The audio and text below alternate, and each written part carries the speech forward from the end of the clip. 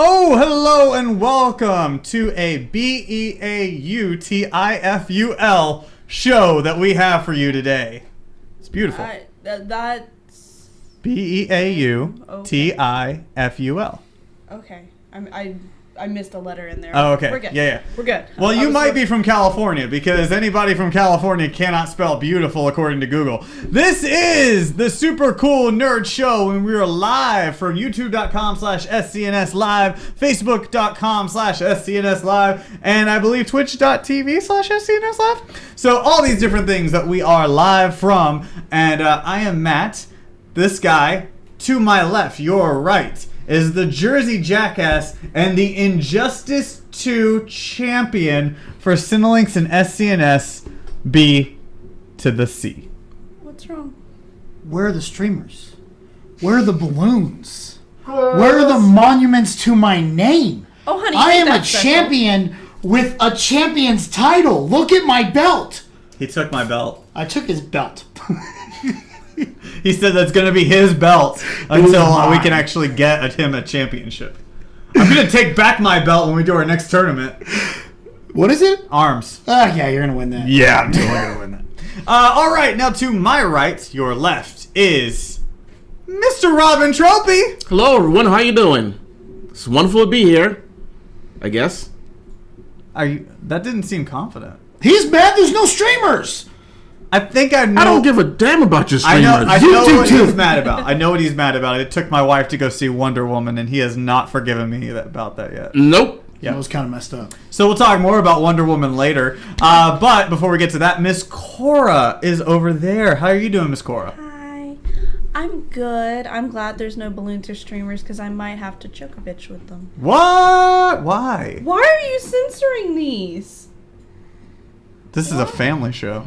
He wasn't censoring. If it hit that button, it just takes a whole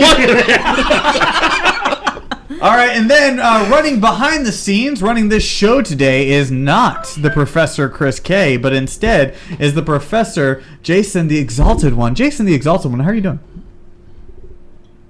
He's doing good, ladies and gentlemen. He just gave us the thumbs up.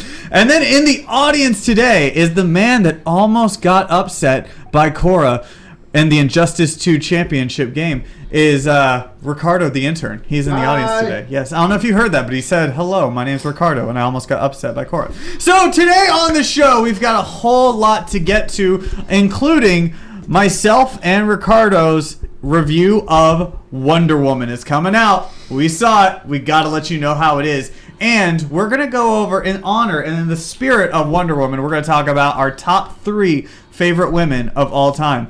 So, but before we get to all that, Just favorite women, like just all time, just women. like Not like heroines or anything like that. Just women. Favorite women anywhere. Like heroines? heroines. Yeah, because they take heroin. Like BC's mom. Everyone All loves of my our mother. favorite person. That's really true. She is. She's a wonderful woman. And you better speak highly of who her, or loves she the will Longhorns. gut you like a fish. Yeah. So don't say anything negative about the Longhorns when you're around her. Never. Oh God, that's scary. So doing this will get me killed. True story. So I had a girlfriend who brought a girl over to my house one time, met my mama. This is the first time my girl met my mama. This is the first time my girl's friend met my mama.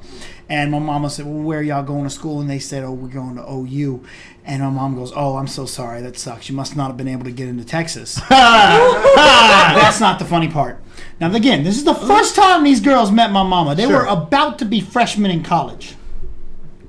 And the one girl, not my girlfriend, the friend, because the one girl, I'd already warned my girl. The friend does the horns down to my mother. No. In her house. Oh. Now, we're going to have to cap. You're going to have to sit down. Oh, no. My mama goes, don't you motherfucking do that bullshit in my motherfucking house. You get your own motherfucking son. Don't you fucking take mine and turn it upside down, you little piece of shit. Yes. And I'm just like, it's my mama. Wow. That's my mama. Mama BC, we love you. Like, definitely love you. Okay, so, but on that wonderful and amazing note, let's kick it all off with some super cool nerd news.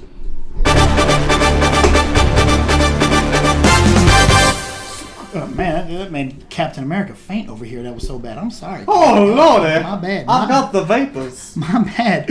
Scroll Nerd News is powered by Cinelinx. Cinelinx.com, your one stop for your news, reviews, editorials, and more. Keep it on Cinelinx.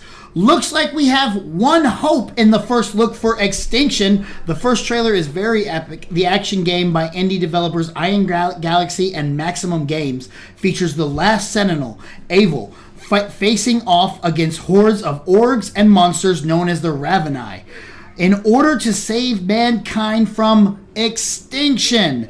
Derek Neal, executive producer for Maximum Games, is pretty confident in their product, saying Extinction is absolutely relentless. Game direct... Man, I totally wrote that wrong. That was Craig that was the game director from Iron Galaxy that said it is relentless. Maximum Games producer said, "We're really happy with the fast, fluid feel of the game, and we're looking forward to showing it behind closed doors at E3.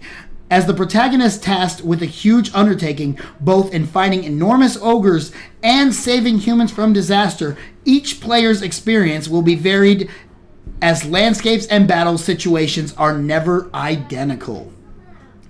5 million downloads is a milestone to reach, and it looks like Dynasty Warriors Unleashed has hit that marker. Nexon, along with XPEC Entertainment, announced yesterday that their hack-and-slash smartphone game Dynasty Warriors Unleashed has 5 million downloads. The game, based on the successful Dynasty Warriors franchise, was released back on March 30th and immediately took off on Android and iOS devices when it hit the market as a free download. Ubisoft's Ubi E3 press conference will be one of the last to debut during the weekend leading up to E3 2017. Realizing that fans are in need of something, Ubisoft decided to release a new video teasing what will be shown, which you can see a little bit of right here, and the whole video on Cinelinx.com. They have outlined their plans for E3 2017, including showing more from Far Cry 5 and South Park Fractured But Whole. Fractured But It's just the coolest name, even if it's never coming. And revealed details on the latest installments of Assassin's Creed, Just Dance, and The Crew. Transformers are at it again, and this time they have pulled poor Edge of 17 and True Grit actress Haley Steinfeld into it. Variety is reporting that Steinfeld is in talks to star in Bumblebee, the first spinoff of the Transformers universe. Kubo and the Two Strings director Travis Knight will make his live-action debut with everyone's favorite Camaro. Plot details for the movie are unknown at this time, with a current draft of the screenplay by three-time Blacklist writer Christina Hudson. First mentioned a year ago by Deadline, The Hollywood Reporter is now bringing back up that The Rock will headline The Wolfman, the reboot in the Universal's shared universe of monsters movies, which could be possibly called The Dark Universe, that will launch with The Mummy on June 9th.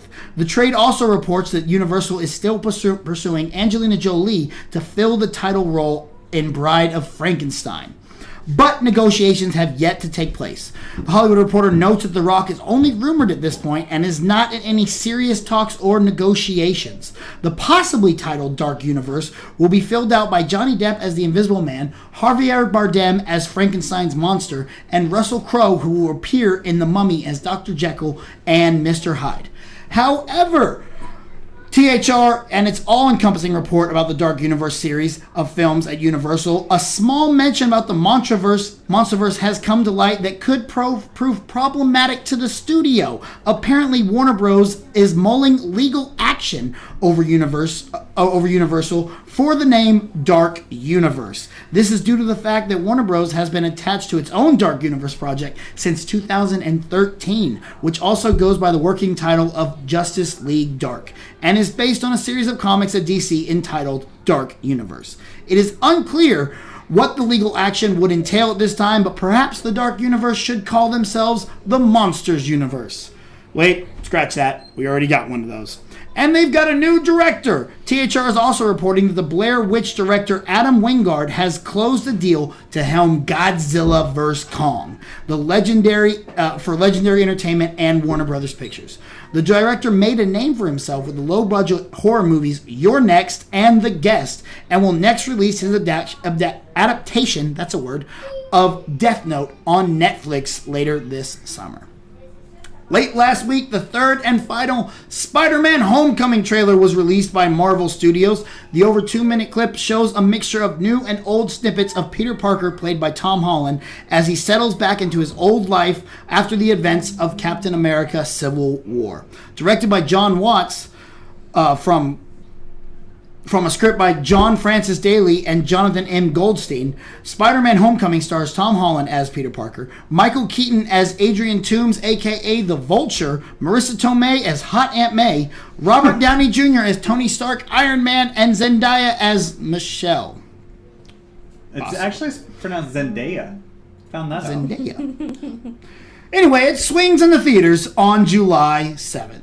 With Maisie Williams and Anya Taylor-Joy confirmed, and possibly Rosario Dawson as Dr. Cecilia Reyes for the New Mutants, is setting up and adding more talent. New to the list is now Stranger Things star Charlie Heaton. Heaton is in talks to play Sam Guthrie, also known as Cannonball, a teen who propels himself into the air and is invulnerable while doing so. Regarding the tone of what we can expect from Joss Boone's comic adaptation, a tone has been revealed as well. Speaking with Entertainment Weekly, Boone revealed that the early iterations of the movie was a YA-styled film set inside the X-Men universe, but will now shift to a more horror film focus. A photo shoot from Rian Johnson's Star Wars The Last Jedi were dropped last week in a cover story from Vanity Fair. And they gave us a whole lot of new looks, including first looks at characters in the Star Wars universe played by Oscar winner Benicio del Toro and Oscar nominee Laura Dern, who I did not know was in F is for Family. Vanity Fair also has some epic shots of young stars Daisy Ridley, John Boyega, Oscar Isaac, Billy Lord, and Adam Driver, but most notably, a beautiful shot of Luke and Leia. Star Wars The Last Jedi arrives in cinemas on December 15th of this year. That's your Super Cool Nerd News, powered by Cinelinx, Cinelinx.com, your one-stop for your news, reviews, editorials, and more. So, we got a lot of stuff to talk about. Yeah, first off, you mentioned Laura Dern. Like, Laura Dern just came out of nowhere recently. Like, she was in Jurassic Park. We know that.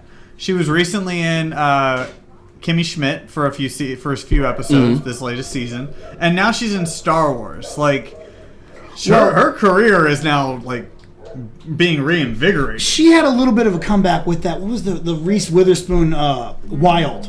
Oh, I didn't see that. She was so good in it, and Okay. I thought she should have been nominated for supporting actress in that. It was incredible. So Laura Dern, yeah, I actually had to look it up. I was like, wait, is that girl from Jurassic Park when I Yes. first saw her? And yeah, sure enough, she is.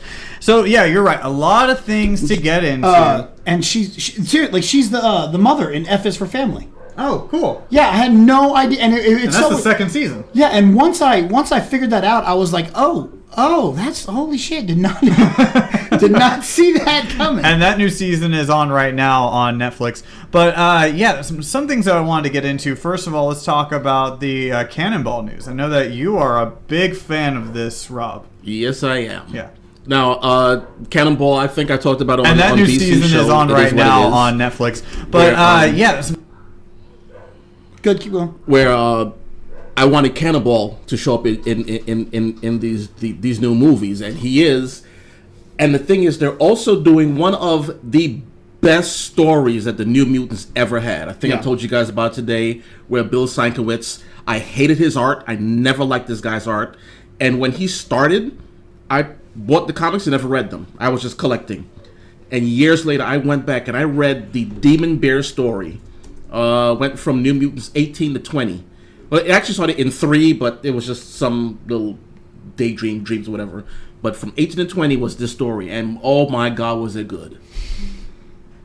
And this is why they're talking about the New Mutants being a horror movie. And it's going to be a horror movie. Oh, good. Yeah, I'm excited about it. I think that's a good turn for it. The best thing about like the Marvel Cinematic Universe is they have directors that come in there and they have different tones to their films. Like you felt, oh god, what's his name? Who did Doctor Strange? I don't remember who did Doctor Strange, but you felt that he was a horror director. Like you felt those aspects from him. Certain dark sequences. Scott Derrickson, that's what it was. So yeah, you could feel that coming from him, and that's what I like. That's why they are able to keep it fresh, and that's what Fox needs to do. They need to keep switching it up and changing things, and that's a good way to look at it. And I think this is really one of our more horror themed Marvel or superhero movies in general. Because I know that they're trying to do Justice League Dark, which will be another horror style or darker style of it, pun not intended. But this one would be like the first of its kind, which would be pretty cool. Yeah. Yeah, I mean, when I first heard about them doing the New Mutants was going to be a horror story, I was like, oh my god, they're already screwed up. But once I heard what they were doing, I'm like, I'm in. You just dropped the championship belt. I'm not going to carry your belt on my shoulder all the time. I'm just saying, like, you're sullying the belt's name right now. It's not my MPX Tag Team Championship. All right, well, okay. So, another thing, another topic to get into, E3, man. So, Ubisoft. They came out today with, like, kind of a spoof video where they're like, all right, guys, let's show off everything that we're going to be showing off during the press conference. And it's just all these redacted scenes where it's like, we're going to save this for E3. We're going to save this for E3. But they actually came out with a press release of what all they are going to show. And one of the things that I thought was really interesting was that they said, they had a line that said, the installments of Assassin's Creed. Not installments, so it's plural. So we could be getting multiple Assassin's Creed games. Well, they did that with Unity and Rogue. And Rogue came out pretty much so quietly because Unity was supposed to be the big thing, and it was horrible. Rogue was actually the better game, and I got Rogue maybe a year later. There was a store going out of business, and they had it there, and I got it for like $10. And my God, that story was so good. Nice. Yeah, I got it confused because I know that Rogue was attached to Black Flag, but I thought it came out with Black Flag, but no, that one came out with Unity. So I wonder if it's going to be the same deal, but I don't know how they would do that because there's not really any characters that are memorable from the others past.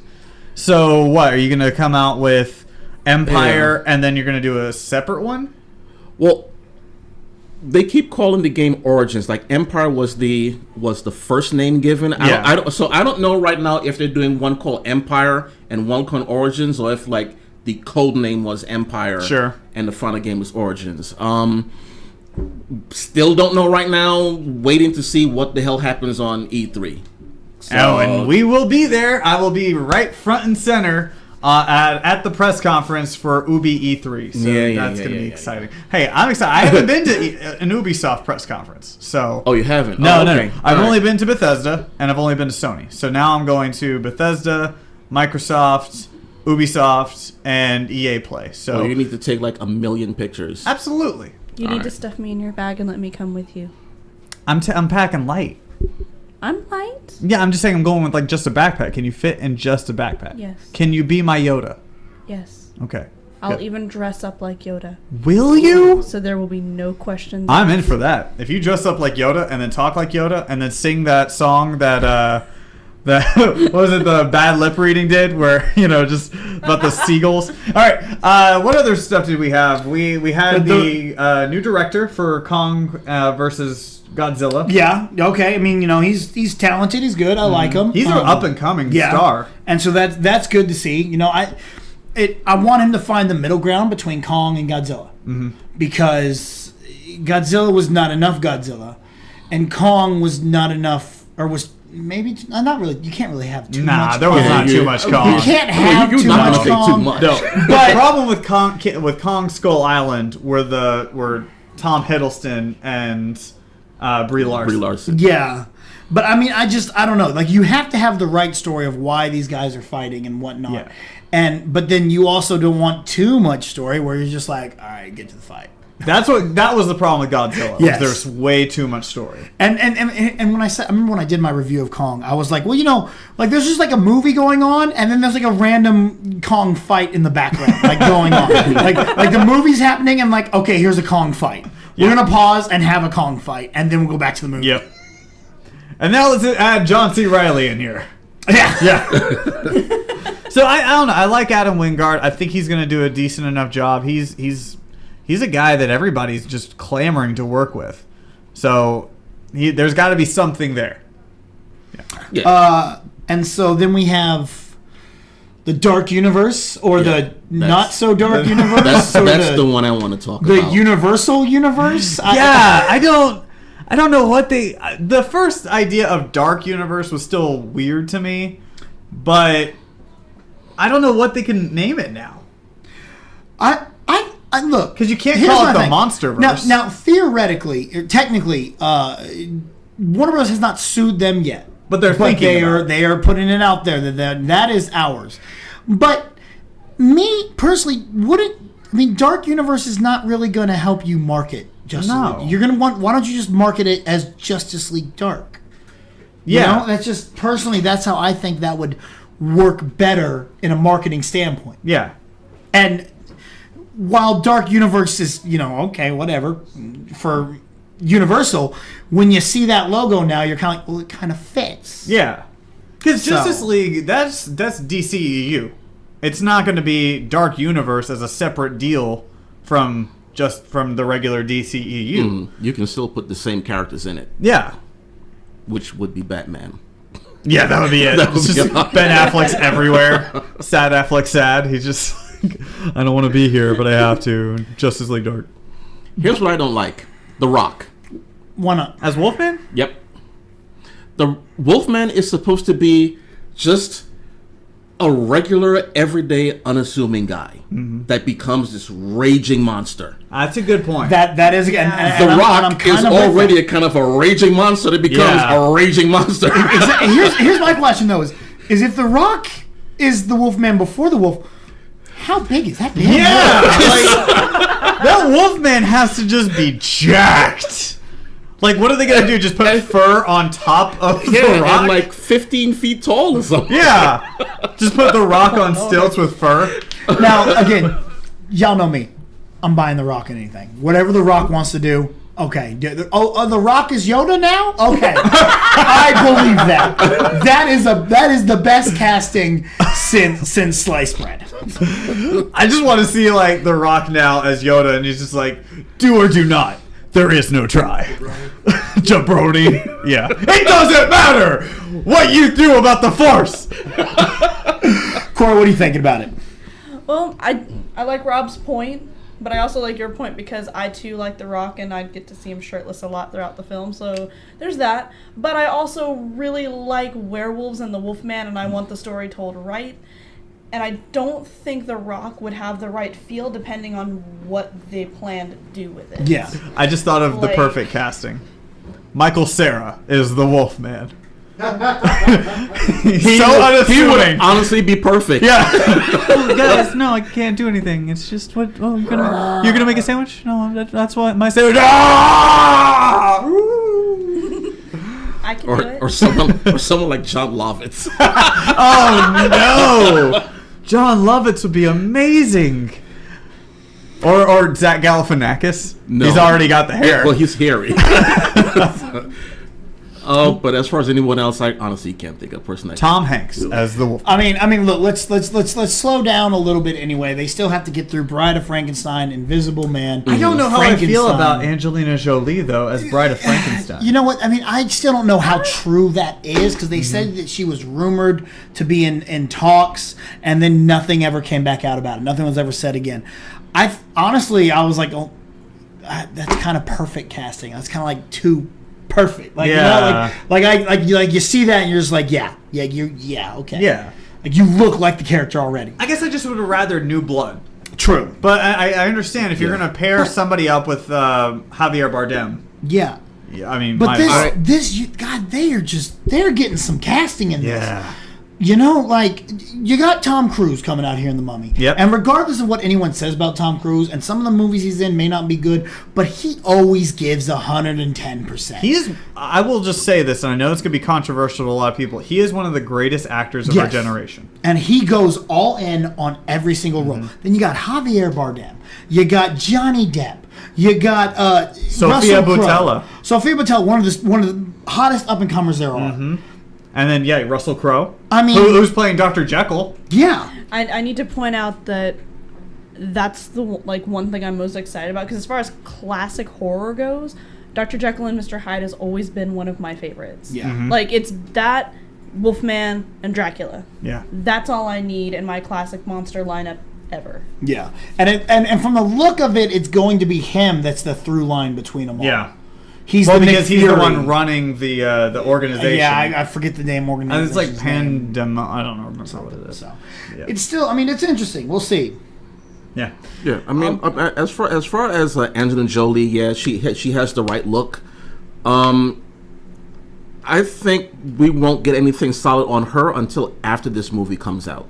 Mm-hmm. Once we see what kind of money this makes and what kind of theme the whole story behind this movie. Once we see that, Yeah. she may say, "Okay, I'm in or I'm out," or Yeah. whatever they do with From her. everything that I've seen, I feel like this is going to be a great movie for The Mummy. I just have faith in Tom Cruise. I think Sophia Boutella is a far better mummy than the other guy we saw with Brendan Fraser. I can't remember his name right now. I Yeah. love those movies. I liked him. Don't get me wrong. He was right for the movie that they made at the time. Yes. He was perfect for that. But this is creepier. Which is She's pulling that part out. And that's something that we didn't have in the other one. The other one wasn't creepy. It was just kind of like, it's an action adventure film with Brendan Fraser. And now you've got one where there are some legit terrifying moments being inserted into this that should be with The Mummy. Now here's the problem the Mummy's going to run into, though. This weekend tonight we have Wonder Woman coming out. Yeah. Next weekend the Mummy hits. The weekend after, it has to go up against Cars 3. Yeah. Followed by Transformers 5. That's going to be really rough because parents are going to go, well, I can't really go see. I got to take the kids to see Cars next weekend. I think Mummy on its debut is only going to be number 2. And I think Wonder Woman's going to have repeat watching. Yeah. So. Yeah, I think it's going to stay at number 2, and then it'll probably go down to number 3 with Cars 3 taking over number 1 and Wonder Woman staying at number 2. That would be my guess. Yeah, and it's interesting though because then right after that, Transformers 5. Yeah, which that's is going to rule the box office. Yeah. So speaking of Bumblebee, Haley Steinfeld. I'm not saying I'm buying the movie, but it's I heard this earlier on someone talking about it. They go, you know what? It's like someone who's really talented, really good. They get hooked on crack. It's like, well, good job for crack getting such a good prospect. No. Good job, crack. What? Not so good for you getting on the crack, but crack, you got yourself a good one there. I don't think anybody has ever told the drug or personified the drug and said, "Great job, crack." But you see what I'm saying there? It's like she's up here, and as much as I love the Transformers movies, they're down here. I'm just waiting now for somebody to say, "Great job, crack, for getting Charlie Sheen." Like, no, they're all what? gone. See, that was when the Browns traded, or not the Browns, the Bears traded up, got someone completely pointless. Mitchell Trubisky. Like, why you don't need Charlie Sheen? He's already like that. Come on. Hashtag winning. All right. Tiger Blood. Yeah. Oh God, Tiger Blood. Remember whenever he went on tour? Like, he went on tour to different places and To talk shit about people. Yes. And I remember when he came to Dallas, people went. I didn't go because I knew it was going to be pointless. People took pictures of themselves asleep or other people asleep in the booth and just empty seats everywhere. And then shortly after that, they just up and canceled it. It was the dumbest thing ever. Wow. All right, so later on tonight, we are going to be talking about our favorite heroines, not Black Tar, but we're going to be talking about superheroes and all kinds of that, the women of the superhero universe, whether it's women, in comic books, women who wrote books, women who just anything women related in honor of Wonder Woman. But before then, Ricardo and I have seen the Wonder Woman movie. So we are about to take a moment and talk about our thoughts for Wonder Woman. So Rob, I will switch out. would you Yep. go ahead and switch out, please? Ricardo, the intern, please come on. And before we get to that, I know Ricardo did have he wanted to speak for a moment about the box office preview. Wonder Woman is going to be number 1 until Spider-Man Homecoming comes out. Oh, bold move. Bold statement. You're so dumb. Want to make a bet on it? Yeah. All right. Cars 3, bro. Cars 3. It has never. It's Pixar And Transformers and it's 5. children. Are you serious?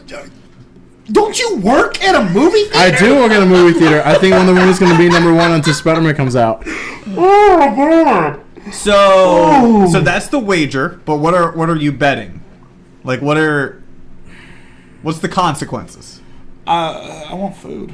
You want food? Yeah. Okay. All right. Loser buys dinner. I don't know. Works with me. All right. Yeah. Loser Okay. buys All dinner. right. All right.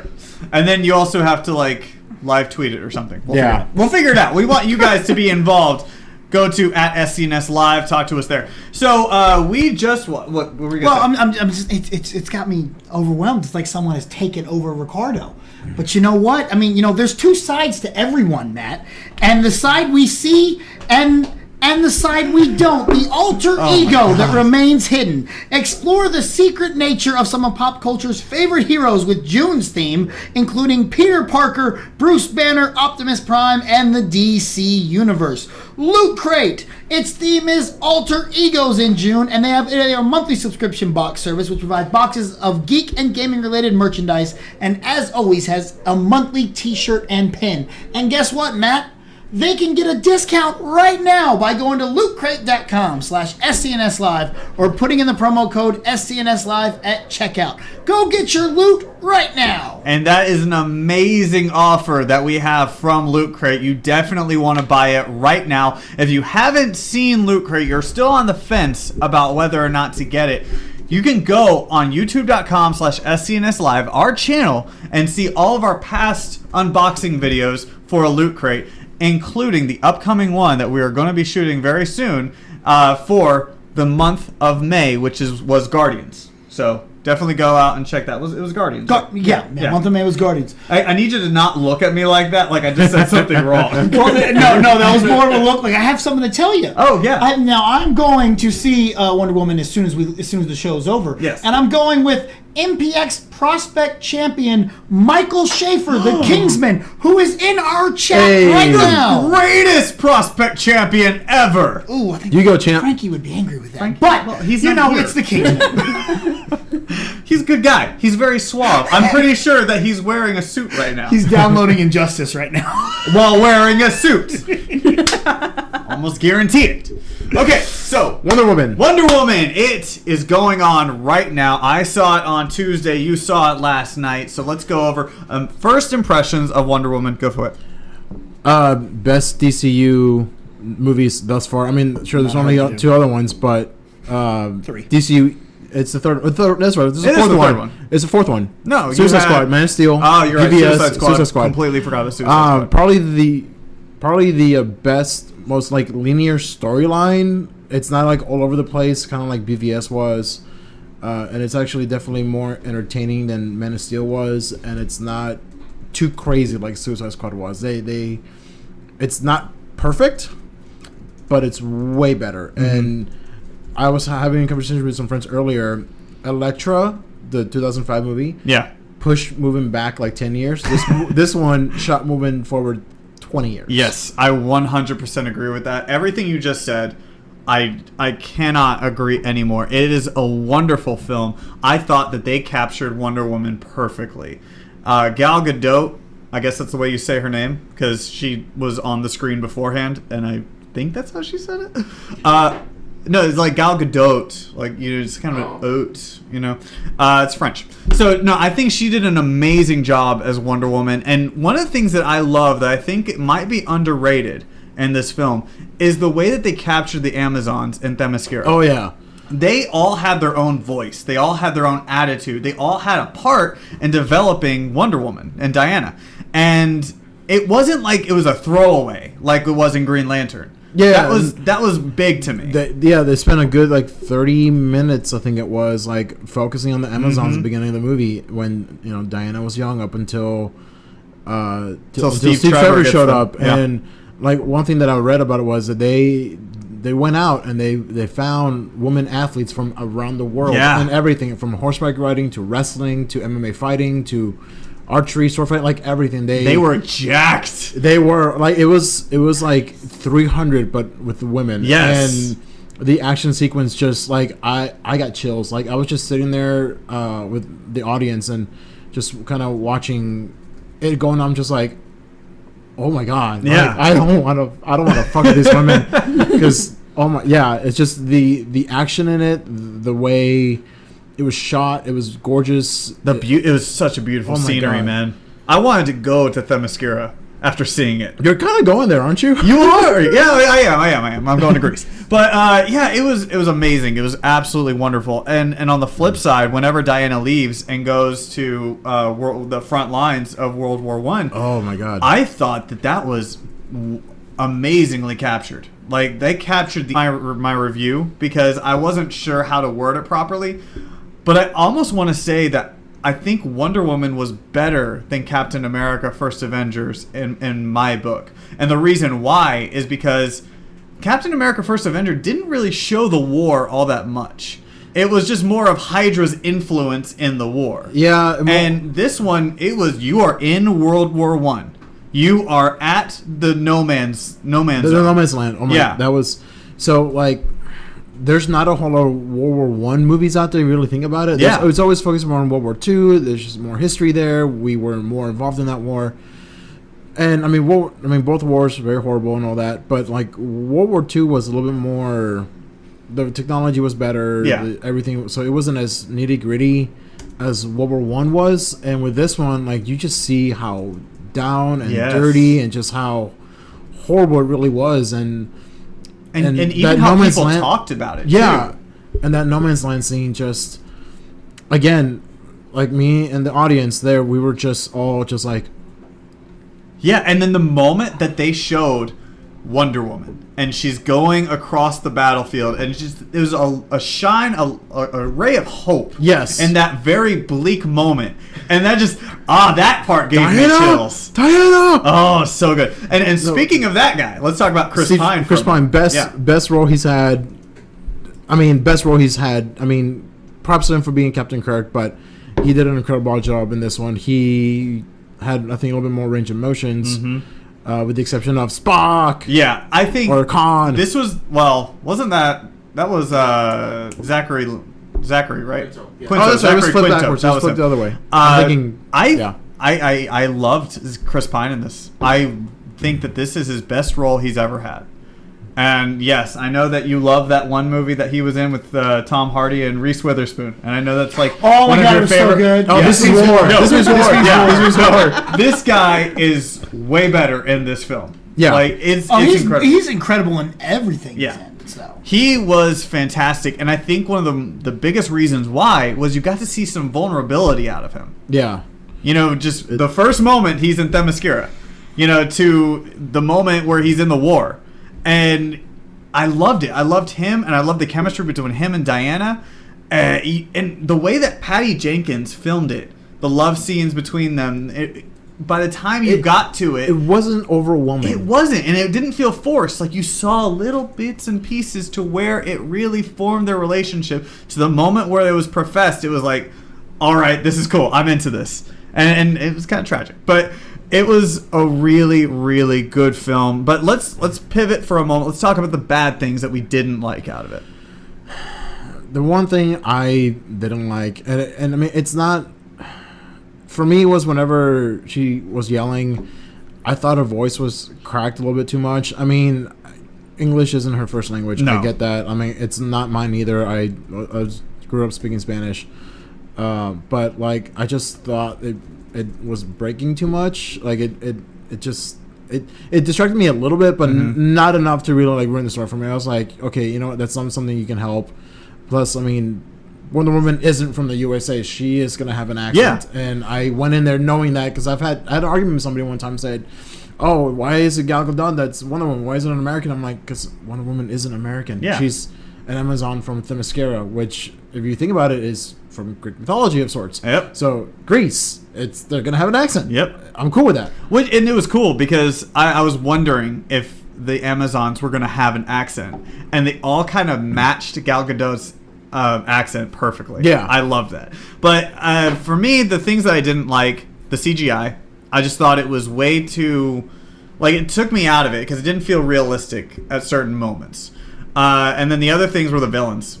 Like, I felt like they were just side villains, that they were throwaway characters. You introduced Dr. Poison, and I'm thinking, okay, great. We're going to get a little bit of depth. We're going to get, a little bit of range of motion from this character.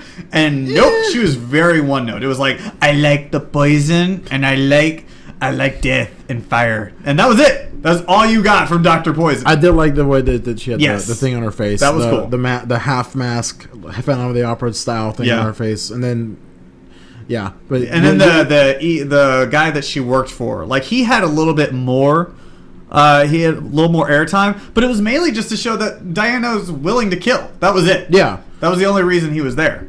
Yeah, she was willing to kill, and man, it's hard to talk about this without like spoiling anything. Yeah, I know. Because they haven't seen. I know they're gonna go see it. Yeah, soon, they're gonna see it soon. But yes, they were kind of throwaways compared to what happens later on, and to me, I just didn't like that because we spent most of the movie watching them.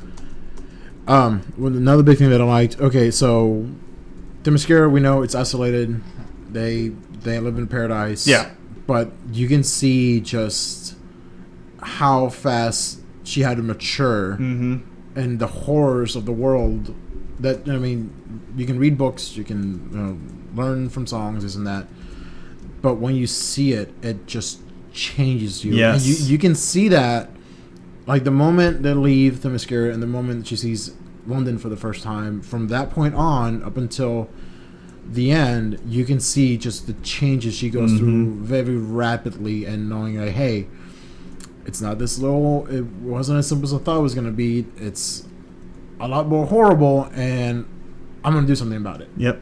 And that she did. We watched her grow up before our eyes. Yeah. We watched her become Wonder Woman.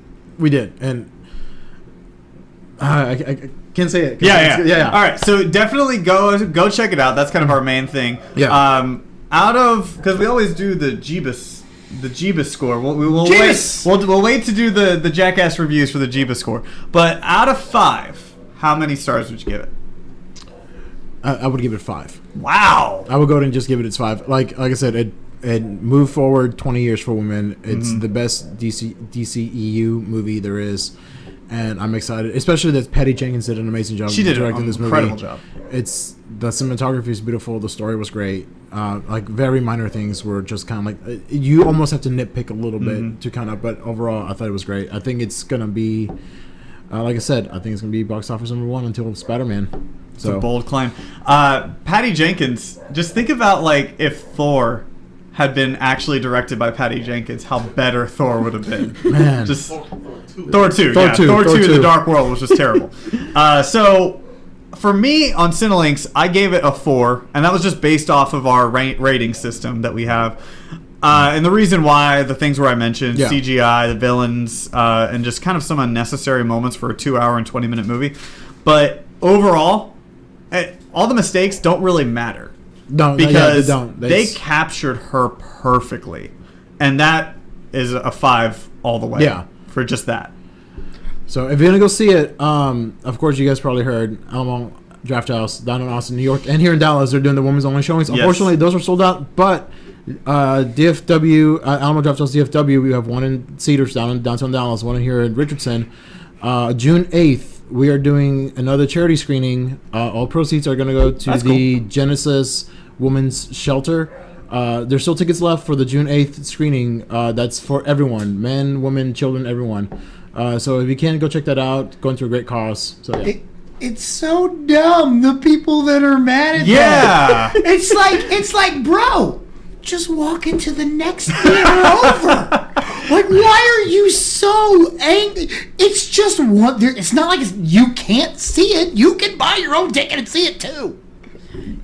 It amuses me how, because like again, like you were saying, it's like you just can't see it in this particular theater. However, on that same day, at the same time, most likely or close enough to it, you can get a ticket too for this theater over here. And guess what? This theater is the exact same as this theater. There's nothing different.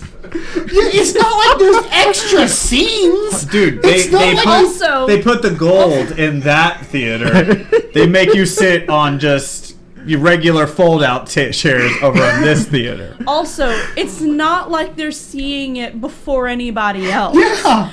The movie's already out, and if you really, really don't want to give money to Alamo Drafthouse, which you're wrong if you don't want to give them your money, because you Bless. should.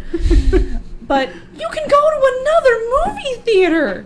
It's not like Alamo Drafthouse is the only movie theater in the It's entire country. Yeah, By the it's way, silly. and those people that said, "What are you guys ever gonna do a men's only showing?" I mean, we did show Entourage, so I mean, Yeah, yeah. right.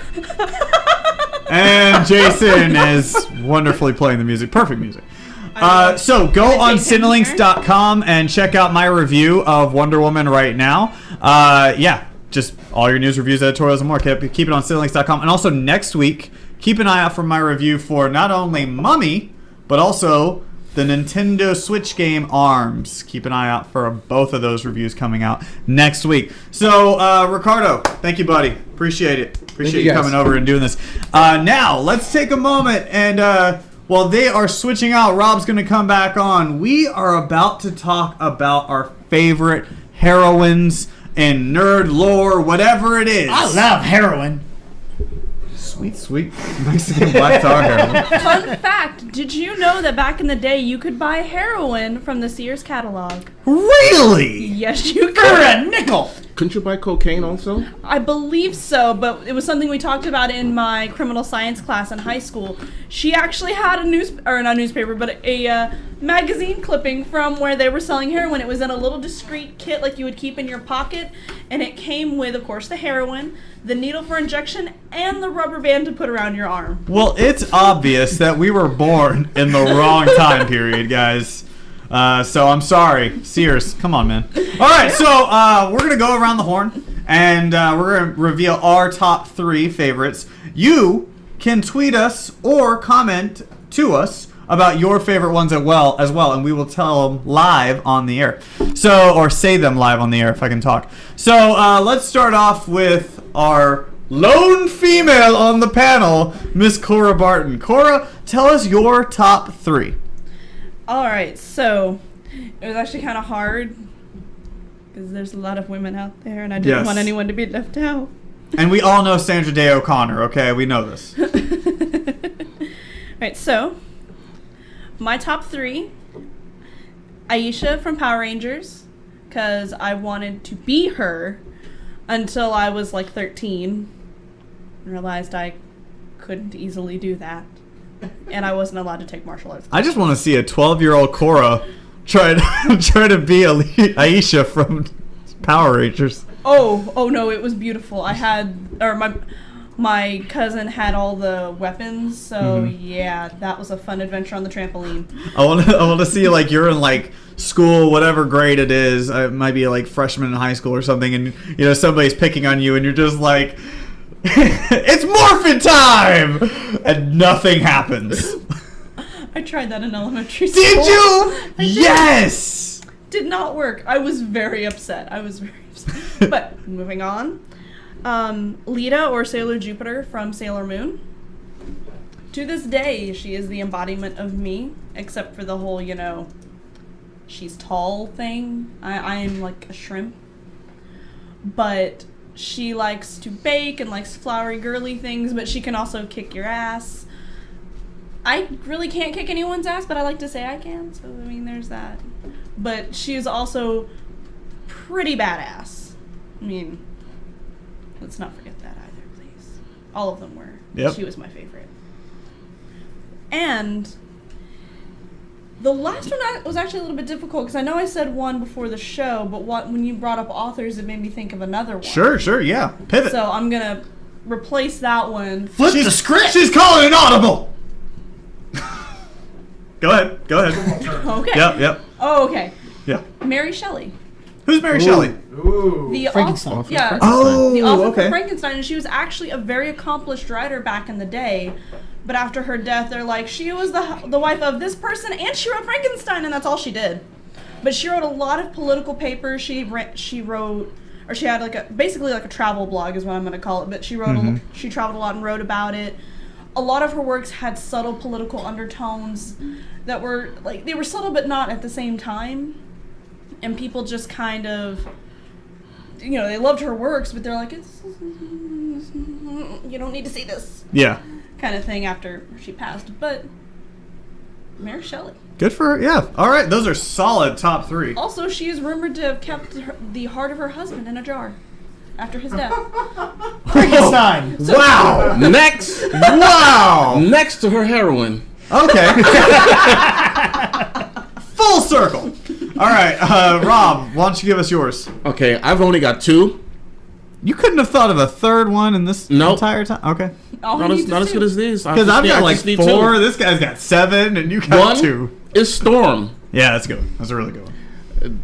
This was probably one of the first black characters in a comic book that I know of from my childhood, who was leader of the X-Men. She fought the leader of the Morlocks, which was another mutant group, underground mutant group, to become their leader also. Storm was that strong black woman. And I like it. It was awesome. And, gay equality. Now, the other one, I liked her because of pure base male impulse and urges. Terrible. It was. But she's actually a really great character. Yeah, she is. And that is Power Girl. Mm-hmm.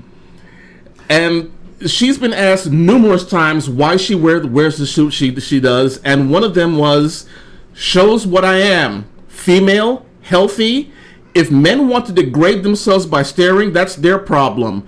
I'm not going to apologize for it. God damn it, girl. Yes. True story. As soon as I got Injustice, first thing I did was get the Power Girl skin and put that on Supergirl, and I use Power Girl when I am playing. Always. And the thing is, Power Girl is actually Earth 2's Supergirl. Yeah. She's just a little bit older, more mature, and in her timeline, when she came here, she owned her own business. It was, if you ever saw the Wonder Woman series that was supposed to be on TV a couple years back, that was basically Kara Star or Power Girl. Okay. That was the kind of character she had. She was a huge corporation owner. She was Lex Luthor. Wow. Dang. Nice. All right. So, yeah, that's a powerful woman who also had a lot of issues with her backstory, but like I said, they came down to the Earth 2. I can't vouch for the authenticity of this, and maybe Jason or somebody else can. But I remember reading a story about the creation of Power Girl and how the artist was talking about why he left it open, and he was like, "Well, I was going to fill something in, and then I just couldn't think of anything, so I just left it open." And so I'm like, all right, cool, I like it. Wasn't that also something she'd mentioned yeah, as hers as well? She couldn't figure out what logo she wanted. Yeah, they did that in the just comics. Left it open. Mm-hmm. Jason? That was actually adapted into a storyline. That is BC is actually absolutely true. I knew a comic thing. There was actually You read it on Wikipedia. No, I'm trying to find. I was trying to go back and see if that was true or not. He did, but probably I can't outsource that. I don't know if it's in here or Yes, not. yes. But he is correct. Yeah. There was actually another story. I just got to tell this one real quick. Jimmy Palmiotti. When a character was created, Wally Wood was the artist that drew Power Girl, and he was convinced that the editors were not paying attention to anything he did. So his inker said, every issue, I'm going to draw the tits bigger. Wow. Until they notice it. It took 7 or 8 issues before anyone was like, hey, what's with the tits? And that's when they stopped. Wow. So, all right, get to Power Girl and Storm. All right. Hey, that's a great 2. It's a great 2. All right.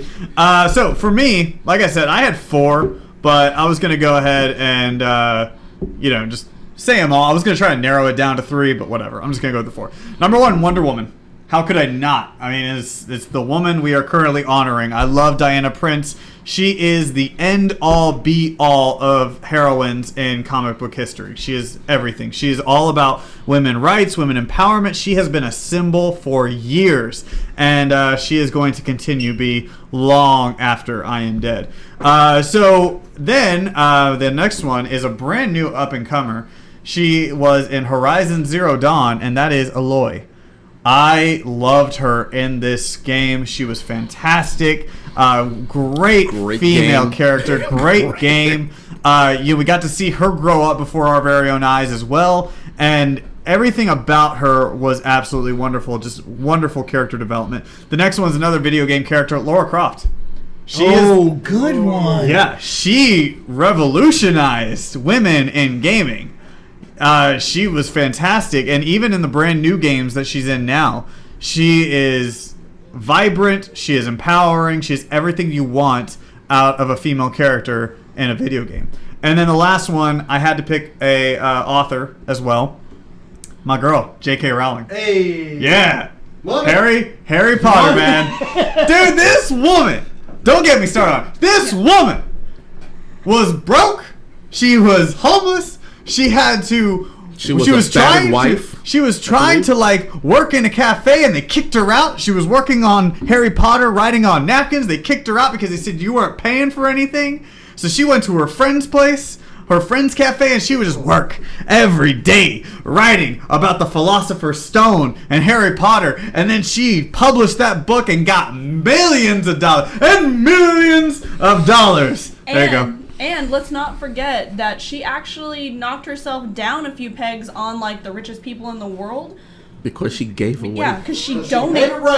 And she donated millions and millions of dollars to knock herself a couple of pegs down. The rich, whatever it is, top millionaires of UK or whatever it is. No, not whatever UK, the world. But anywho.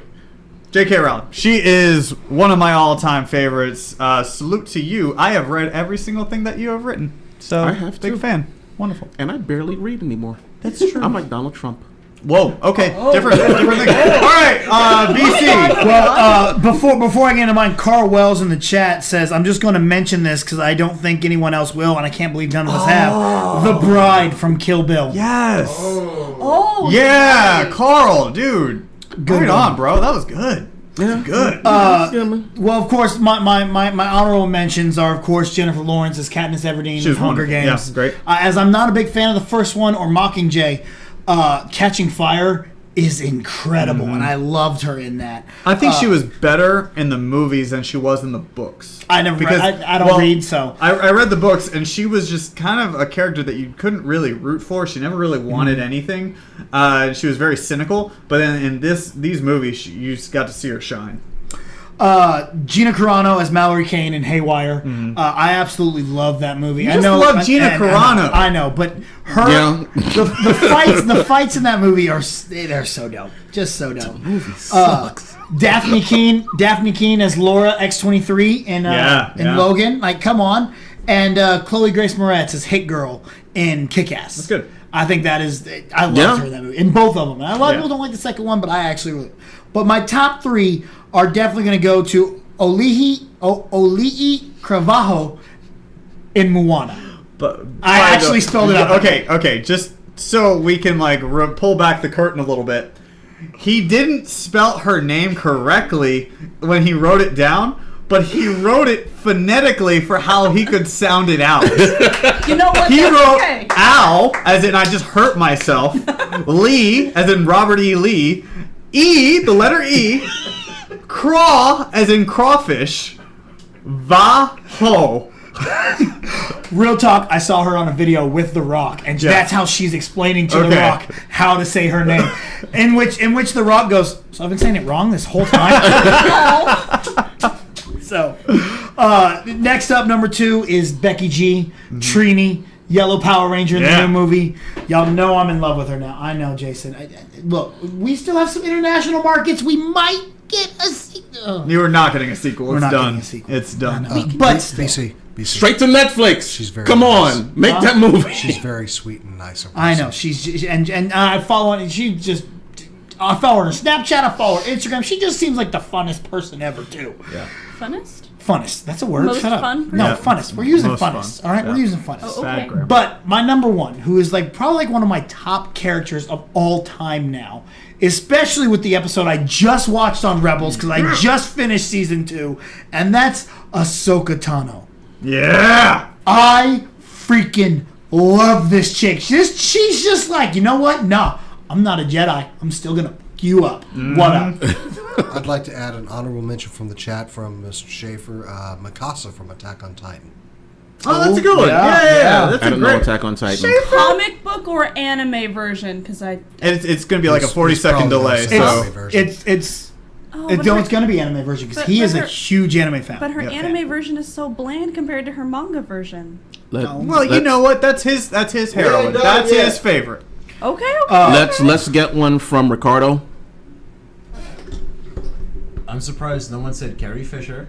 Just Yeah. in general. Yeah. Carrie Fisher. Sigourney Weaver, especially as Ripley. Mm-hmm. And my third one would go to Stephanie McMahon. That's a good Oh, one. Yeah, that is very a good. good one. Very Yeah, okay, solid. yeah. On that level, My one is actually going to be a real person. Thank you, Gail Simone, Gail Simone. for Yeah. writing so many stories that I have enjoyed reading. same level as Stephanie McMahon, Miss Alexa Bliss. Oh, shut That's not this. Look, if we're gonna talk about wrestlers, let's talk about my girl Nia Jax. Baby, I love you. Y'all know I don't really like Nia Jax in the ring. I think she's, Oh. but Schaefer actually answered you. He said Both. Both. Oh! Okay. Good choices. Schaefer is a sharp-dressed man and a sharp-dressed mind. but I don't. Y'all know I don't really like Nia Jax in the ring. But mad respect to Nia Jax for calling out the Raw writers, going, well, at least SmackDown uses all their women on their show. Right. So those Shots are fired. our favorite heroines. You guys go ahead and tell us who yours are by tweeting us at SCNS Live, or you can tweet us individually by tweeting at Jason the X, at Real Jackass BC. RealJackassBC on all social media: Snapchat, Instagram, Facebook, and even Xbox Live. Screw it. Follow my podcast. It is what it is every single Thursday. And go home. And go home. It'll be out tomorrow with Michael Schaefer. Michael Schaefer! You can follow me at Move the Joystick. You can follow me at Entropy1 on Twitter, and you can also follow Channel Control on Twitter. You can find me at Rick_Alvarez.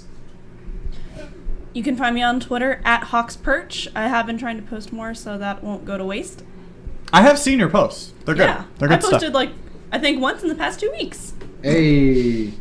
All right, guys. So keep an eye out on Cinelinks.com. You can find Jason. I already said it. I Oh, said it you did? first. I Oh, started okay. off with him. Well, you can also still find him at Jason the X if you want to. If you missed if that. you want to, sorry. So also. Want to remind you guys, keep an eye on Cinelinks.com. We're going to be posting so many upcoming Road to E3 things. Me and the Father Gamer talked a little bit about it last night on his show, and we have a few articles where we're really getting into what you could see at E3 2017, and then next week we're also going to be talking more about it. This guy's going to be on there talking about Star Wars Battlefront 2.